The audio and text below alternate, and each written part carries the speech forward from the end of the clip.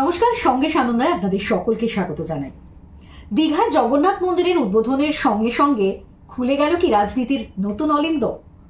গতকাল আমরা দেখেছিলাম সকাল থেকেই উপাচার মেনে দীঘায় জগন্নাথ দেবের মন্দির উদ্বোধন হয়েছে। গত 3 দিন ধরে সেখানে ছিলেন মুখ্যমন্ত্রী মমতা বন্দ্যোপাধ্যায় এবং তারপরেই দিনের শেষে গোটা ক্যামেরার লেন্স যার দিকে পড়লো তিনি হলেন দিলীপ ঘোষ, বিজেপির প্রাক্তন সাংসদ এবং আপনারা অবশ্যই জানেন প্রাক্তন রাজ্য সভাপতি। সস্ত্রীক পৌঁছে গিয়েছিলেন দীঘার জগন্নাথ দেবের মন্দির দর্শনে।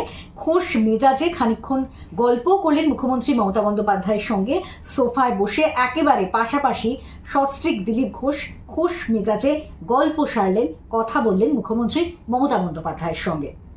সেখানেই গুঞ্জন উঠছে যে এবারে কি তাহলে বঙ্গ রাজনীতিতে কোনো একটা পরিবর্তনের গন্ধ পাওয়া যাচ্ছে। সামনেই ভোট রয়েছে, বিধানসভা ভোট। সেখানে কি কথা বললেন দিলীপ ঘোষ, কি আলোচনা হলো মুখ্যমন্ত্রী মমতা বন্দ্যোপাধ্যায়ের সঙ্গে, তা যদিও একেবারেই এখনো স্পষ্ট নয়। কিন্তু দলের বিরুদ্ধে হেঁটে, যেখানে আমরা দেখেছি কাঁথিতে সনাতনী সম্মেলন করেছেন বিরোধী দলনেতা শুভেন্দু অধিকারী, সেখানে না গিয়ে দল বিরোধী পথে হেঁটে দীঘায় পৌঁছে গিয়েছিলেন দিলীপ ঘোষ। আমরা এর আগেও বেশ কয়েকবার দেখেছি যে দলের বিরুদ্ধে গিয়ে নিজের খেয়ালেই হেঁটেছেন দিলীপ ঘোষ এবং আবারও সেই একই নজির দেখা গেল। অর্থাৎ দিলীপ আছেন দিলীপেই, সৌজন্যের নজির অবশ্যই।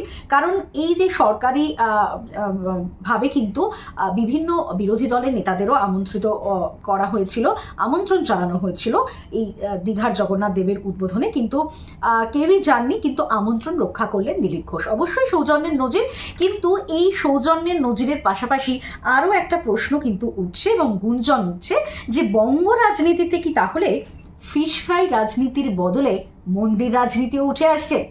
যদিও দিলীপ ঘোষ জেনে সব মেজাজেই থাকেন, তার নজির তো প্রত্যেক সময়ই পাওয়া যায়, এবারেও সেই একই নজির।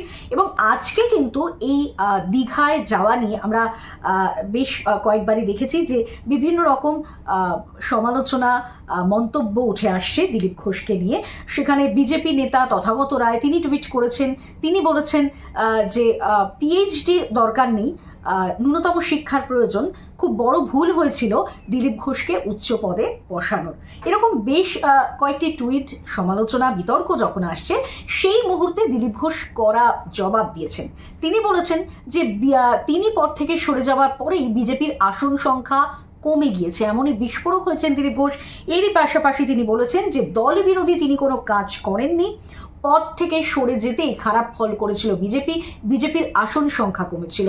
তাই যারা সমালোচনা করেছেন দাবাং মোডে সেই সমালোচনার জবাব দিয়েছেন দিলীপ ঘোষ এবং তিনি বলছেন যে যারা কুমন্তব্য করছে তারা 4টে করে বিয়ে করেছে, তারাই আবার সমালোচনা করছে কেন কমলো বিজেপির আসন সংখ্যা, এবং তিনি পদ থেকে সরে যেতেই বিজেপির আসন সংখ্যা কমেছে, এমনটাই বিস্ফোরক হয়েছেন দিলীপ ঘোষ।